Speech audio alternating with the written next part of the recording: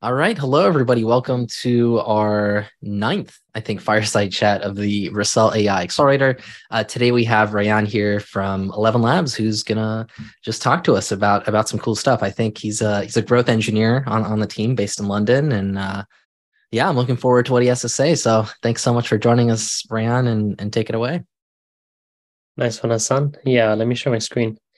Um, so yeah, that's right. Essentially, I do product growth. It's kind of my main focus. And so if you've used the product, there's a good chance that we've maybe even interacted, especially if you're in the Discord. We might have exchanged some words, hopefully good ones. But what I wanted to talk a bit about was initially how we think about building an AI research company and how we think about product and our journey so far.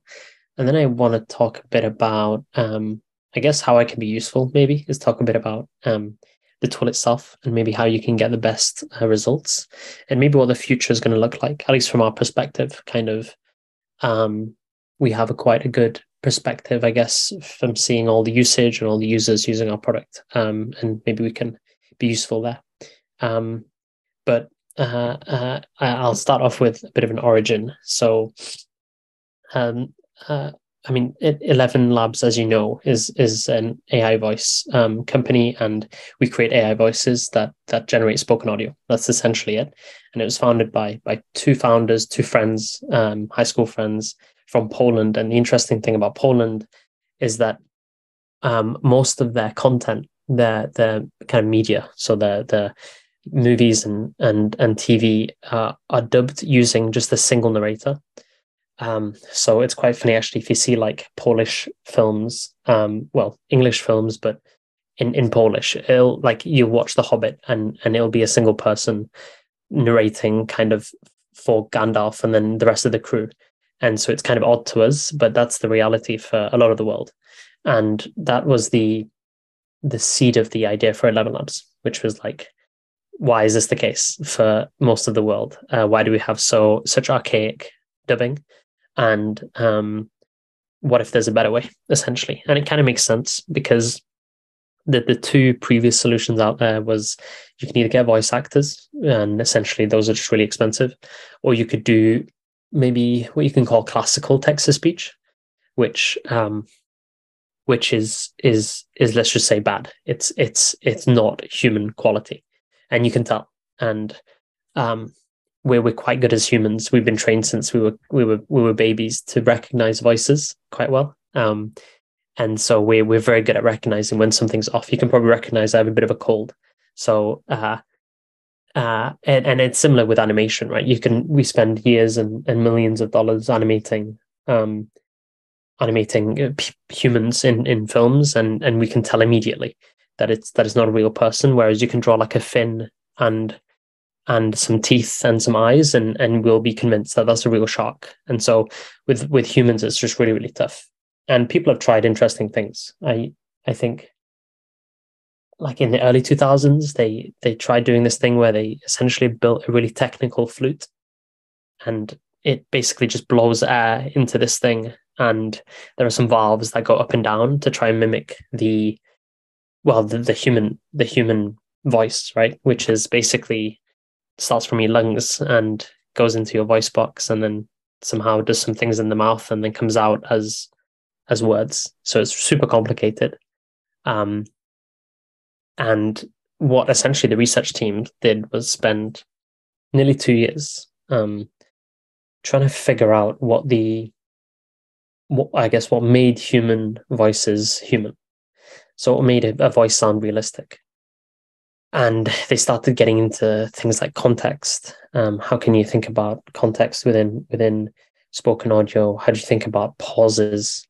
How do you think about emotion? That's a big one. Um, and it starts getting really complicated. But it turns out the solution, at least in principle, was simpler, which is essentially, as you know, getting a complicated, albeit AI model, and then just feeding a bunch of spoken audio and corresponding text into that model, training it with a couple of H100s, and then you've got pretty close to real human sounding spoken audio. And that's kind of where we are today, where I guess in the past 5 months we've grown a lot. So yeah, we had this like very kind of, I guess, slow start with the research piece for those maybe 2 years, and then we grew basically all of a sudden 5 months ago, or in the beginning of this year, to where we now have millions of users all around the world. We have 8 languages, and hopefully we'll have way more coming soon. We've raised some money from some great investors, and we have a lot more product coming out soon. So I can maybe talk a bit about that. The 2 pieces that I'm particularly excited about is projects. So this is already an alpha. So if you enter our Discord, you'll be able to get access to it. And it's essentially the ability to create long form content with a click, which is super exciting, specifically for the publishing space. But also generally, there's a lot of things you can do with creating lots of spoken audio. And then the second piece, which we launched actually last week, and hopefully I was hoping to get a website, like a landing page, done by today, but we'll maybe hopefully launch it tomorrow morning. If you go back on the website, we'll have a page there dedicated to professional voice cloning, which is pretty much indistinguishable from human voices. And so what you've been hearing from, I don't know, I assume TikTok and YouTube Shorts, and what you've been seeing and the voice cloning there has primarily been coming from instant voice cloning. And that's pretty good. I think it's maybe like 90%, maybe 80% accurate. Professional voice cloning takes that to another level. And it's because we feed it with much more data, and we actually train the model from the ground up on your voice. So it's a lot more accurate. And so maybe I can show you some examples. So these are yet to go live. So this is the first time people are hearing these. Let me know if you can't hear it, actually, because I'm going to just play it from my speaker and see if it gets picked up. So this one is actually, you'll have to figure out which one is real and which one's the AI clone. Like, oh my gosh. Hey everyone, it's Tiffany, your favorite Valley girl. So guess what? Today, I'm taking you on a totally epic adventure to the mall. Yeah, it's a really annoying voice, but and then this is the other one. Create a perfect digital copy of your voice and speak the languages you don't, thanks to professional voice cloning. I guess it's kind of, it revealed it there, but yeah. So the one on the right is the clone, and the one on the left is a voice actor that we've been working with. And here's another one. And the great thing about professional voice cloning is that essentially the type of the type of audio samples that you upload is what the output will be. So if you sound really angry, or if you have a particular accent, then it's going to be really, really close to that. And so this is an example of another one.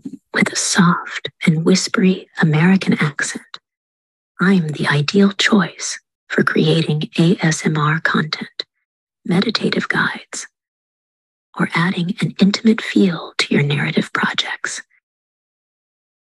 All right. So that's an example of whispering, of course. And the cool thing about this, and this kind of links back to this idea of being a product slash and research company, is that this stuff is basically being done from the grounds up. And so what I mean by that is the way that we think about building product isn't that we kind of build this first layer of text to speech, and then on top of that we build things like emotion, things like context. We then maybe have another product that's completely focused on whispering, and we kind of build that out. What we've managed to do pretty well, I think, is think about things from an kind of an AI first perspective and an AI model perspective, and solve them at that level, which then trickles into the rest of the product. And so what this has allowed us to do is just move really, really quickly.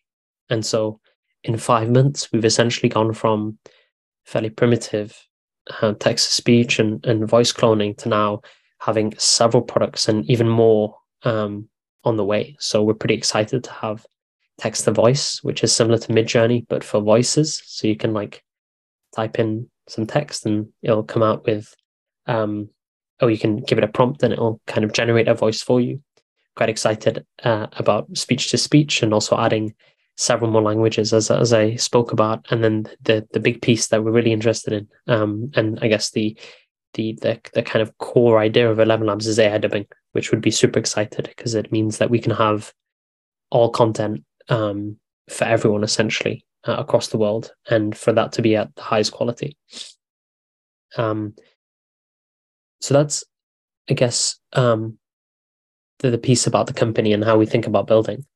I think it'd be cool to talk a bit about the use cases and how we're thinking about the future and some of the cool things that we've seen.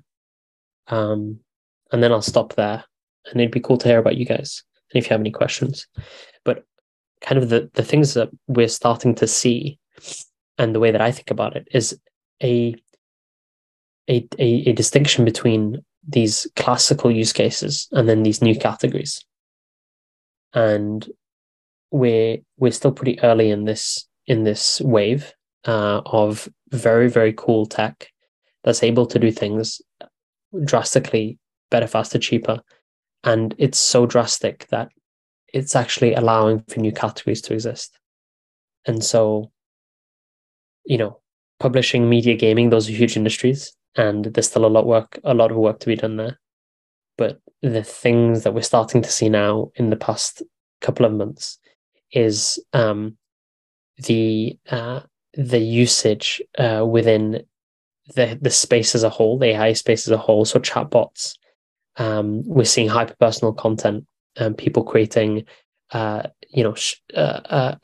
things like news feeds, but that are hyper personalized to that individual, not only in the content but also in the way that the content is shown. And I think this is the really exciting stuff that we're starting to see. And this kind of links back to this idea of being a product and a research company, which is like the crucial part of that is that we're also a product company. Not only do we do the research and the core research, but we get not only user feedback, but we get users to actually experiment with the product. And we actually get a lot of insight from that. So we're constantly in the Discord, seeing what people are building, and that gives us the inspiration and the ideas for what we can do next.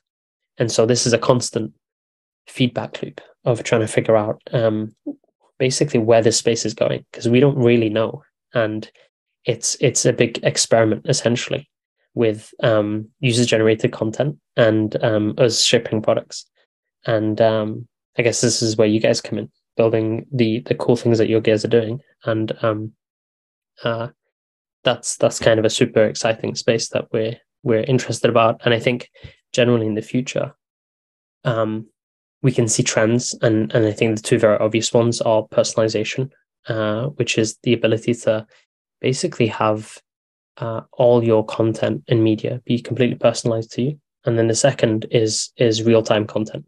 So being able to produce that not kind of one time in a server that's then distributed in a one-to-many fashion, but actually many-to-many content distribution.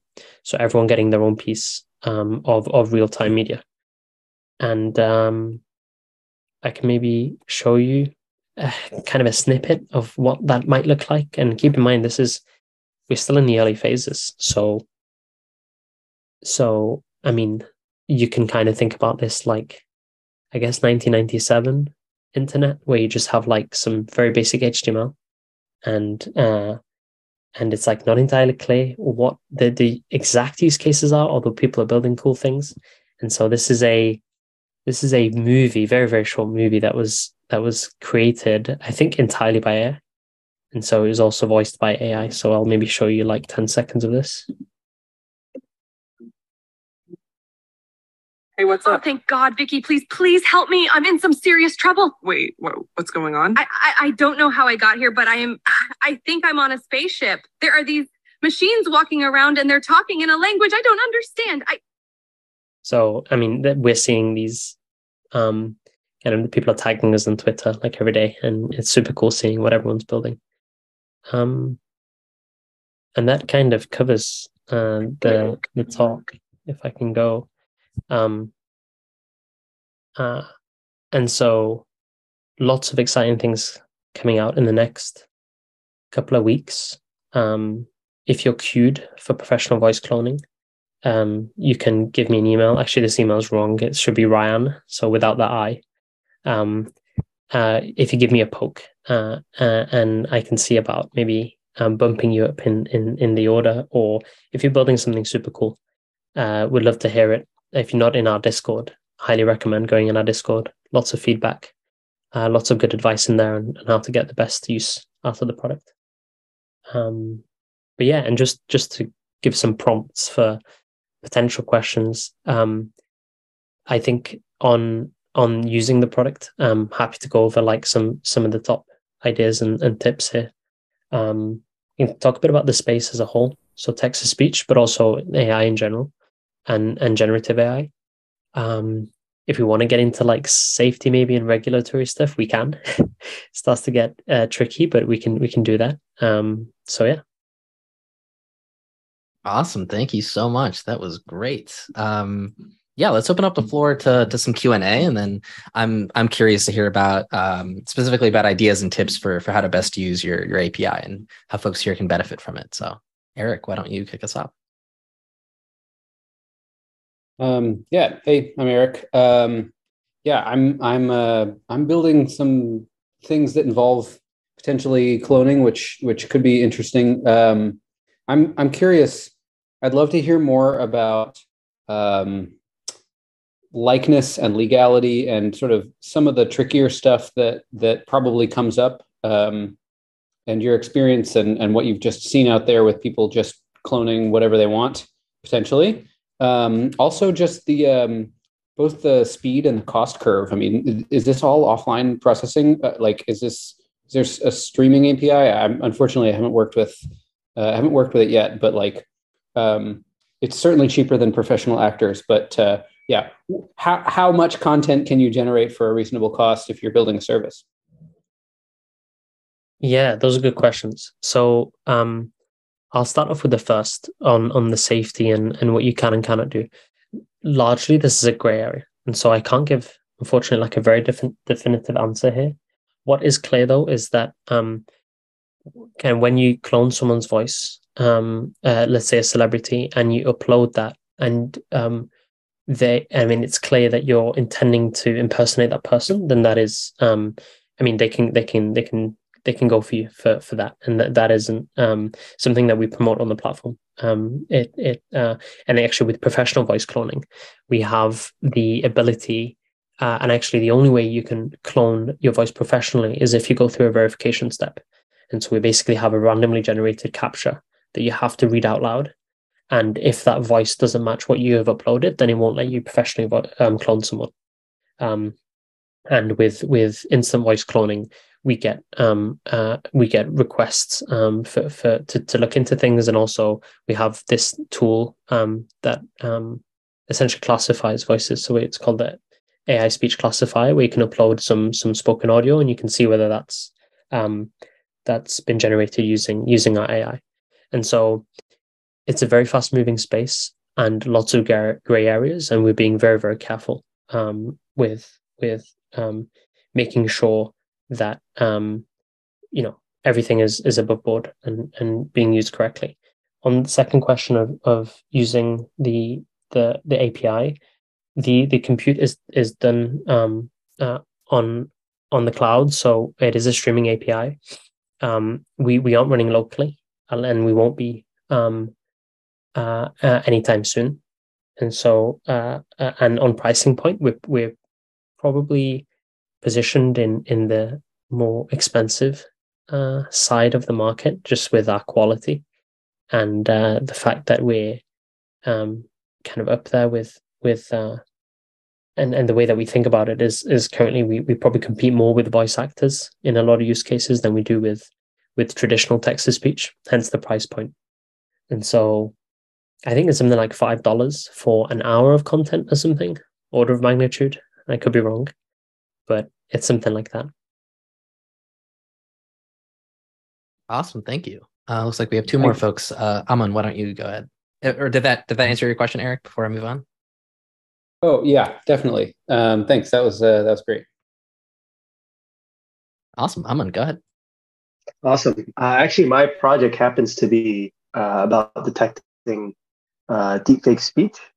And a question I have is, does 11 Labs share their model architecture on how they on like what basis they built their voice cloning model off of?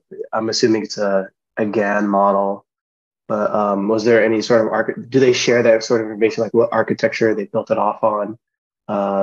Just curious, out of curiosity. Understand if not.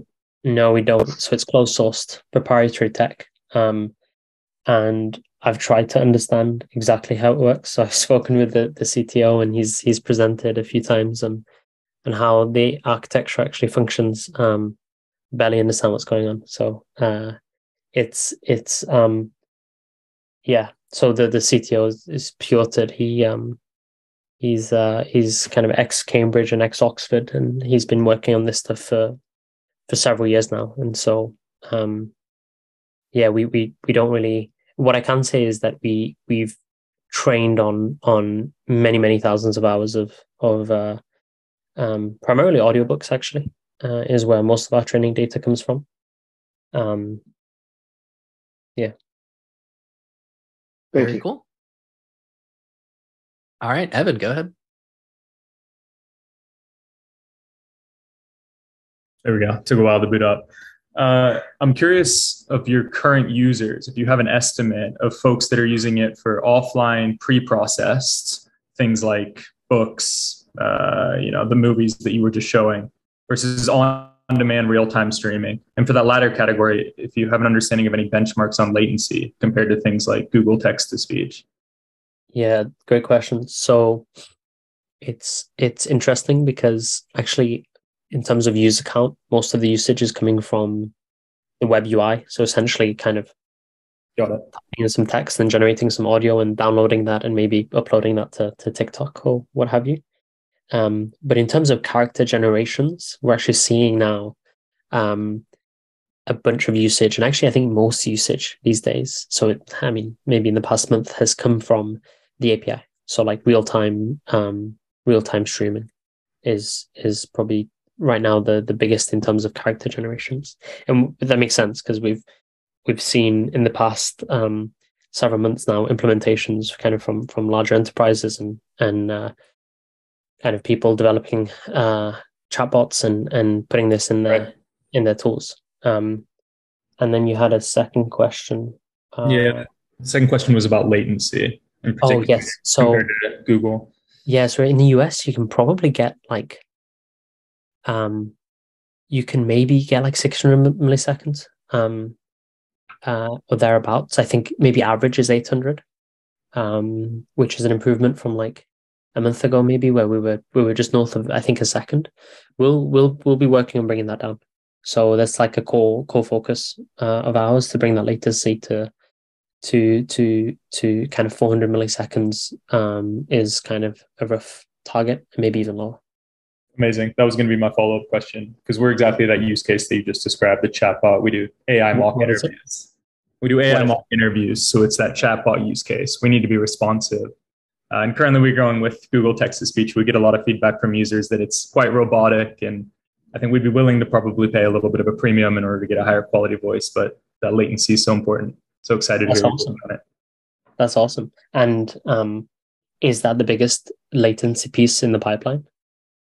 It's not. The orchestration of the several LLMs is, but anything on top where we can shave milliseconds is important.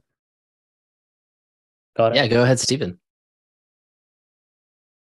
Okay, thanks, Hassan. So yeah, I just wanted to say I've been using 11 Labs for a long time, and we actually just upgraded to the enterprise plan a few days ago. Oh, nice. And we're currently using it live to stream things in real time. And so if anybody is interested in doing that, so we do voice cloning and like real-time streaming using 11 Labs, and we're happy to chat with anyone else in the cohort who might need help getting that live. Nice. And in what capacity do you do this? Is it like do you have like a front end kind of web app that you kind of onboard people here and get their voices cloned, or do you do it like on a very consulting basis? Or Yeah, so our app is called Storybird.ai, and we help people make stories in real time based on prompts, text on one side, images on the other. And using Storybird.ai, you could read the story to yourself in your voice. And so you click generate audio. It sends a streaming request to 11 Labs, and we stream the text in. So we'll have one paragraph, send that paragraph to the first paragraph to 11 Labs. We get the audio for that. We send the second, et cetera. And so there's minimum latency from the time the user clicks generate audio. It's actually only a few seconds, even though the whole text is like 40 pages long. nice. And how is it building on top of the API and getting a voice cloning workflow within the app? We ran into issues for sure, but we were able to get past all those issues. And so, like anything else, like I don't think everyone's going to get it on. At least we weren't able to get it on our first try, but with like QA and stuff, we got it working. And what was the most useful thing to get it over that boundary? Was it just like just going at it, or? Yeah, it was just like we'd run into one API issue, fix that API issue, maybe email support at 11 Labs, and just iterate our way through it. So, yeah. And we actually charge users for the feature, so we're making a bit of money on it as well. So we pay 11 Labs. I think, well, it doesn't matter what we pay, but we'll make some money for each audio generated. That's awesome. That sounds like a great tool. Thanks. Cool. Did you have anything else, Evan? I realize I might have cut you off. Oh no, that was great. Thank you, Sam. Awesome. Yeah, the interviewing tool is actually really cool. One of my colleagues checked it out and I think tweeted about it. But yeah, AI mock interviews is a really interesting space. Yeah, great to hear. I'd be down to take a look if you'd be willing. Yeah, of course, it's live. Anyone, hellointerview.com, all one word. Oh, that's a good domain right here. AI mock interviews to get instant feedback to get you hired.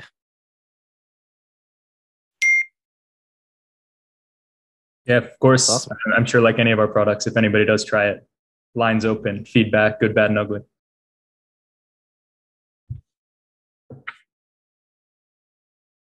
This is great. So can you talk to it? Does it work mostly through text, or can you actually speak to it and it speaks back? Is that what you're using the 11 Labs for, Evan? Yeah, exactly right. It's audio first and then text secondary. That's awesome. Cool. Well, Aman looks like has another question. Go for it. Yeah, my question is just for context. Like I said, my project is to see if I can detect deepfake speech. And a question I get a lot for product market fit is like, what would I do if people with malicious use keep improving these models? So I had a question: is research still a proponent for you guys' product, as in it's still actively something that you guys do? Or do you guys still have that? Do you guys just use the voice cloning model that you just have and just fine tune it with more data whenever you want to add more speakers, anything like that? Yeah, the former. So, I mean, and this is kind of what I spoke to earlier, which is like we can just build on top of what we already have. But I think the correct way of solving a lot of these problems, like AI dubbing and speech to speech, is by solving them with the AI model itself, and that's a big research piece. And we're also still not there yet with the quality being completely indistinguishable from human voice. And I think kind of for shorter generations, like those that I just showed you, and kind of like maybe a couple of paragraphs, you'd be convinced. But the goal is to really get to like indistinguishable, and that's when we start unlocking whole other industries. And it's actually quite interesting because prior to getting close to human quality, the text-to-speech industry wasn't that large. And even though they were like maybe kind of 70% as good as human, kind of 80%, the industry never looked quite big. And I think investors kind of saw it like that too. They thought the text-to-speech industry was quite small. There was no money in it. Like people had tried. But it turns out that once you get to human quality, once you start getting indistinguishable, it's a completely different industry. You start to unlock entire sectors that weren't previously unlocked. And so that is fundamentally a research unlock. So we'll be still going for that, those unlocks in the next like several years. There's still lots to go. Very cool. And speaking of those unlocks, I'd personally love to hear just ideas and tips that you have for using your API, kind of really cool use cases you've seen, or maybe even use cases where 11 Labs doesn't do the best in. Mm.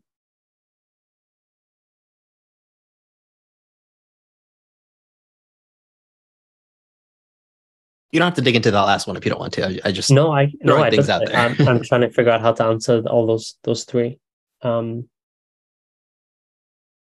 mean, there's two fundamental tips. Other than, of course, like going into our Discord, I think is probably a useful place to speak to the moderators and the team if you're having any troubles. Probably the best place to go. The first is it's so dependent on the quality of the samples that you upload. And if you're going to do anything, upload really, really high quality samples of your voice if you're cloning it. And you'll hopefully have access to professional voice cloning relatively soon. So we're launching this on a monthly basis. We're training batches of audio samples, and so I mean, if you upload good quality audio, then it will come out amazing. And if you don't, then it won't be very good. And so that's probably the biggest piece. And then the second is there's quite a few things that you could do with the prompts themselves to make it sound really good. And the key thing to note is that the model was primarily trained using audiobooks. And once you know that, you can start prompting in a way that an audiobook is, well, a book is written, and you'll be able to get stronger outputs. So an example is if you do like, he shouted, and then you say a piece of text, it will shout that piece of text, because it understands that context from the books that it's been trained on. And so those are the tips on and I hope that answers the first question. I'll answer the third because I can't remember the second. The pieces that we don't do particularly well at, I think latency is probably a huge issue. The fact that we don't run locally, I think is an issue. For me, the piece that I'm really, really excited about, and I hinted at this before, is the human-computer interaction element of all of this, which is like, I'm sure you guys have seen like Rewind and Humane have come out with their interesting gadget, and who knows if that makes any sense. But for me, this is all just a fascinating time, and it's tricky for us because we run everything on the cloud, and so there's always going to be that latency there, and so that's probably where we're the weakest. And price point, we're like on the pricier piece. We offer a premium service. We're not afraid to say that, because people are willing to pay because we're that good. So yeah. And what was the second question? No, that makes sense, by the way, your remarks. Like 11 Labs is easily the best voice cloning API I've seen, period. Like I don't think anybody has come close. No open source models are I think even close to that quality. So that makes sense. The second question was use cases that you've seen that work really well or that you're personally excited by, which you've kind of hinted at already with the HCI piece. Yeah, I mean that's the thing. The pieces that I'm really excited about are like the chatbots and things like that, real time communication. That's unfortunately maybe where we're slightly the weakest here, which is this latency piece of bringing that down, which is a core focus of the team, but it's a tough one. Um, um, and as I said, I think like the personalization of media, and it's maybe a cliche thing to say. I wish I had something really contrarian, like a really contrarian opinion here, but it's essentially those two, which is like ways of interacting with computers and then personalized content, which is so like VC. I wish I had something really cool to say. Those are the two. No, Do you that's have great. examples of some of the companies that you've mentioned personalized media several times. Are there projects or companies that you've seen that are doing really interesting things in that space? There are. I can't mention them, but the a lot of it is from like just independent producers and directors. So we went to the Cannes Film Festival, which was really cool, and we got to see some really cool content being produced with like a combination of all the AI tools out there, and I think what what they already seem like are toys. Like they don't seem like serious things, but my hunch is that's what they usually start off looking like before they become big. And so right now, still very early phases. Maybe in a month we'll be able to actually like show off some of the stuff.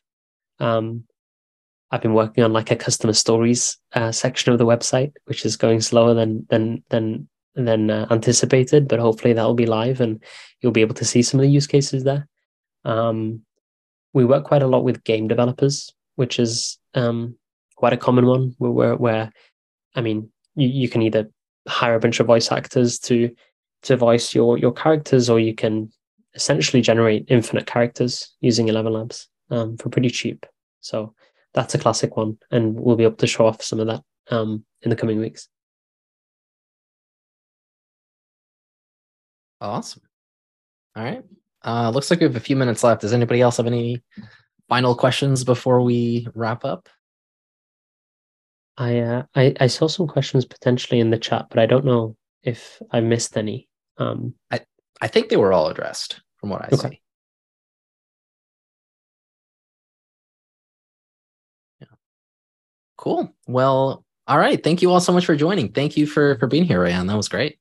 I learned a lot. Pleasure. Really fun.